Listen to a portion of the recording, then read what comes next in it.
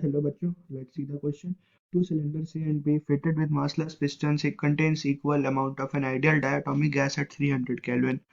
The piston of A is free to move while that of B is held fixed. The same amount of heat is given to the gas in each cylinder.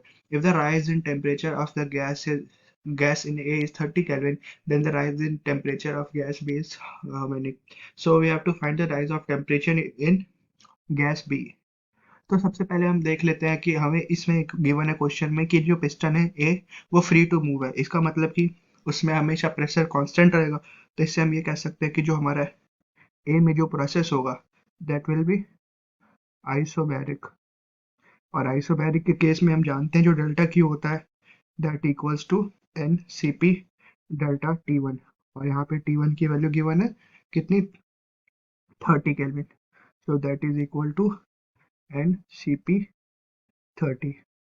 और हम same चीज़ B के लिए लिख सकते हैं जो B है उसमें हम देख सकते हैं कि बी का जो पिस्टन है वो फिक्स्ड है। इसका मतलब कि उसमें उसके वॉल्यूम में चेंज नहीं हो सकता। इसका मतलब कि वो जो प्रोसेस है दैट इज आइसोकोरिक।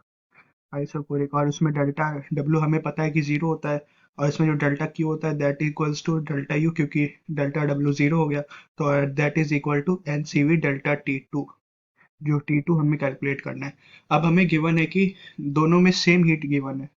क्वेश्चन में ये गिवन है कि हमने दोनों ए और बी को सेम हीट दिए, तो इसका मतलब डेल्टा क्यू की वैल्यू को हम इक्वेट कर देते हैं नेक्स्ट स्लाइड में। सो ये हो जाएगा N C P delta T one equals to N C V delta T two. और एन से एन कैंसिल हो जाएगा। और हमें गिवन था कि ये कैसा गैस है, डायटोमिक गैस है। तो डायटोमिक का सीपी हमें पता है कितना होता है, that is 7R/2। 7R/2 multiplied by 30 that is given in the question। n से n कट गया, बचा cv। cv is 5R/2 for diatomic gases and we have to find the T2 that is asked in the question।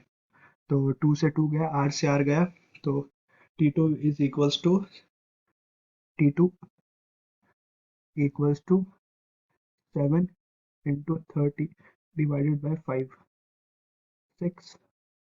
तो इसका मतलब ये है कि जो हमारे डेल्टा T2 की वैल्यू आ गई वो आ गई 42 केल्विन्स। न्यूमेरिकल क्वेश्चन था ये, तो इसका आंसर हो जाएगा 42 केल्विन्स।